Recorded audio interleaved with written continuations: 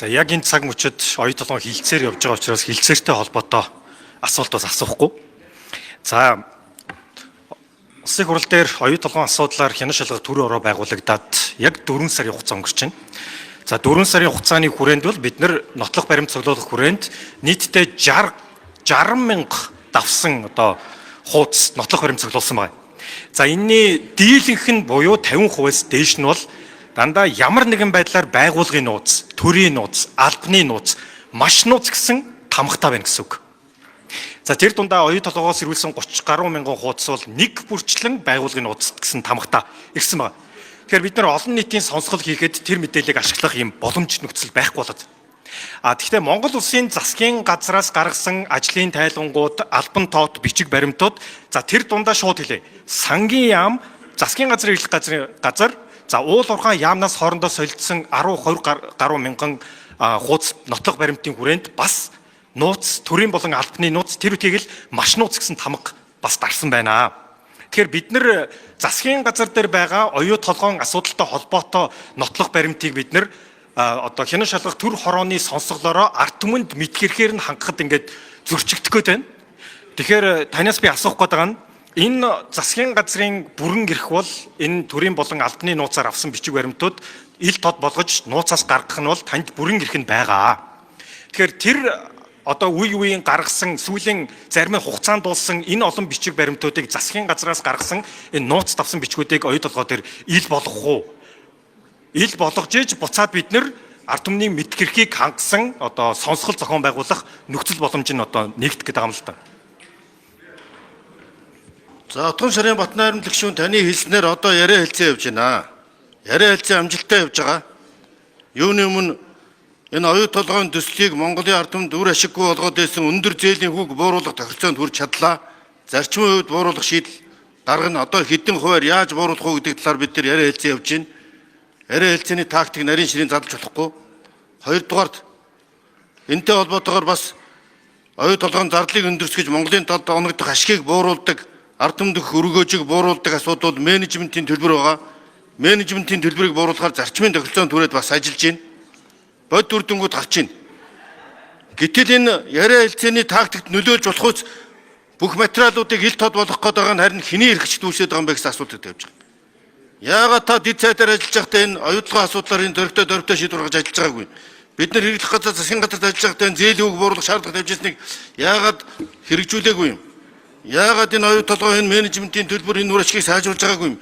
Тэр үед тэр нууц байсан материалуудаа бүгднтэй танилцаад ил болгоод ярилцуулж байгаа. Яг арбитрийн маргаанд дөнгөж хэлж явах үед бас эхлээд тэгээ бас яг энэ яриа хэлцээ явж явах үед ийм бүх мэдээллийг ил тод болох асуудал чинь Монголын эрхчд нийцэх юм уу? Харин яриа хэлцээний дараа бол энийг хэлж болно. Харин яриа хэлцээнд тусалж Монголын талдаа үр ашигтайгаар шийдэхэд та бүхэн туслах хэрэгтэй байна. Тэн дээр хамтарч ажиллаач гэгээ би тантай уулзахдаа энэ зээлийн хүүгийн учир шалтгаан гадаад нөхцөл байдлууд өөр оролцооны талаар би танд тодорхой мэдээлэл өгч байсан тийм ээ. Өмнөх яриа хэлцээнүүдийн талаар тодорхой мэдээлэл өгч байсан. Энэ бол нийтийн эрхшгийн төлөө хийгдэх юм асуудлууд байгаа. Тэгээ нэмэлт хариултыг манай сайд өгнө. За оюу толгойтой холбоотой төрийн нууцын тамгатай асуудлууд нэмж тодорч байгаа. Тэр дотроо манай яам дээр миний бас нууцын асуудлаар шийдвэрлсэн тоон дүнг засгийн газрын төвшөнд өөрчилж мөнгө угаасан байж болзошгүй асуудал бас гарч ирж байгаа. За Батнайрамд гишүүнийг сайн мэддэг, таньдаг хүмүүс энэ асуудлыг үйлдсэн байх боломжтой байгаа. Гарын үсэг нь байгаа. Тэгээ энэ асуудлыг бол тагнуулын байгууллагаар нууцаас гаргуулахаар би материалыг нь бэлдэж дууссан байна. Нууцаас гаргуулсны дараа хууль хяналтын байгууллагад илээр шалгуулна. За тэгэхээр тухайлан нууцаас гаргамааргүй нь хэрэглэсэй да. Тэр 20 сая доллартай холбоотой тэр бүгдийн нууцаас гаргах хэрэгтэй. Тэрний ард оюу толгойн 20 тэрбум долларын асуудалтай баримтууд бас нууцаас гарах ёстой. Та баялагын улгаатай тэмцэж ийн гэдэг маш том ажлын хэсэг байгуулсан. За тэр дотор нүүрснээс гадна оюу толгой багтаж байгаа юу? Өнөөдөр тагнуулын ерөнхий газар 4-7 хоногт 4 хүний баримтчилгаа хийсэн байна. Асуудалтай гэдэг нь бол бүгдээрээ ард түмнэрээ ойлголоо. Яагаад тэрийг нууцаас гаргаж болохгүй юм бэ? Хэрвээ нууцаас гарахгүй бол бидний сонсгол одоо сар хүрхгүй дараа явах гэж байгаа оюу толгой дээрх сонсгол ерөөсө чөдөртэй тушаатаа ард түмэнд мэдгэрхийг хангаж чадахгүй ноцтой зөрчсөн ийм л асуудал болох гээд байгаа юм. Тэгэхээр арбитртай холбоотой асуудлыг бид нар огт хүндэх байгаа манай хүрээ хязгаарт байхгүй. Тэгэхээр танд түрүүчийн 7 хоног олгосон бидний хянан шалгах төр орноос олгосон захиа бол арбитртай холбоогүй хянан шалгах төр орооны хүрээ хязгаарт багтсан засгийн газар давсан нууцтай материал. За оюу толгойн хөрөнгө оруулалтын гэрээг улсын хурлаар хэлж батлаад ингээд энэ төслийн бүх хэрэгжилтийн хугацаанд энэ татваруудыг докторжуулсан одоогийн улсын хурлын гаргасан шийдвэр энийг засгийн газар нэгдүгээр өөрчлөх боломжгүй докторжуулсан улсын хурлаар энэ хөрөнгө оруулалтын гэрээг баталсан. Тухайн үед би хөрөнгө оруулалтын энэ гэрээг дэмжээгүй учраас санал хураалтанд оролцоогүй дэмжээгүй санал хураалт өгснгийг та харж иж болно. Тийм учраас миний байсвар бол тодорхой. Эхнээсээ оюу толгойн гэрээг өөрчлөлттэй байх ёстой. Монголын ард түмэнд үр өгөөжтэй байх ёстой. Ийм зарчмаар энэ хөрөнгө оруулалтын энэ гэрээнүүдийг дэмжиж оролцоогүй санал хураалт энэ бүх архивд байж байгаа. Тийм учраас засгийн газрын байсвар бол оюу толгойн төслийн өгөөжийг Монголын талдаа үндсэн хуулийн зарчимд нийлүүлж дийлэнх өгөөж нь Монголд ард түмэнд оногдож байгаа ийм зарчмыг баримталж яриа хэлцээг эхлүүлж байна. За мэдээж бол яг өнөөдөр оюу толгойтой зээлийн хүүгийн хэлцээр хийж байгаа. Зээлийн хүүгийн хэлцээрийг хийж болохоор тусгсан болохоос биш хөрөнгө оруулалтын гэрээг нэг тал дангаараа өөрчлөх одоо эрхцэн өнцгүйгээр тухайн үед хуульчилсан байгаа. За зарчмын хувьд бол зээлийн хүүг бууруулахаар бид тохиролцлоо. Энийн үр дүнд дүр шиг сайжирна. Зарчмын хувьд бол менежментийн төлбөрийг бууруулахаар тохиролцлоо.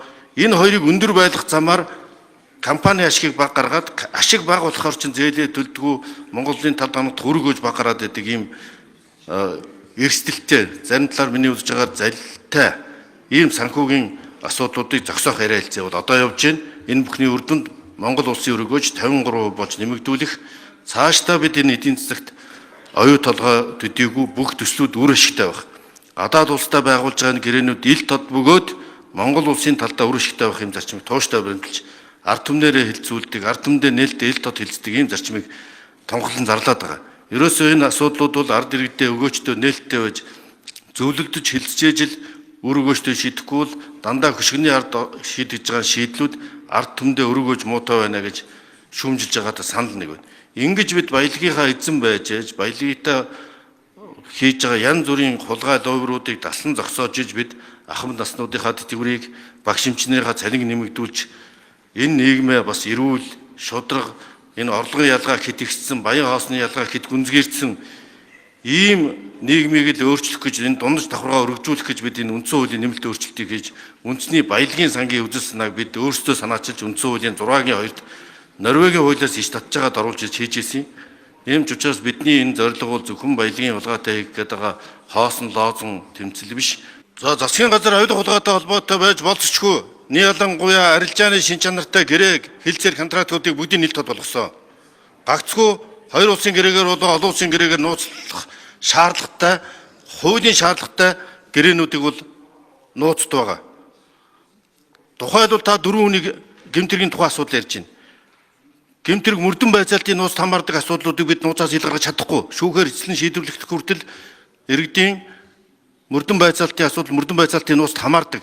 Тэрнтэй хинтэй холбоотой нь нөө тантай холбоотой нь хинтэй холбоотой нь хамаагүйгээр тэнд мөрдөн шалгах ажиллагаа тусдаа биднээс хамаардаггүйгээр явдаг. Энэ засгийн газар ерөнхий сайдч оролцох эрх байхгүй, ил тод болгоч эрх байхгүй, мэдээч байхгүй. Харин бид гагцгүй Монголын баялагийг тэн дотроо 5 толгой, оюу толгой, ийм учраас оюу толгой дээр энэ ажиллагаа явагдаж штэ. Ийм учраас одоо татвар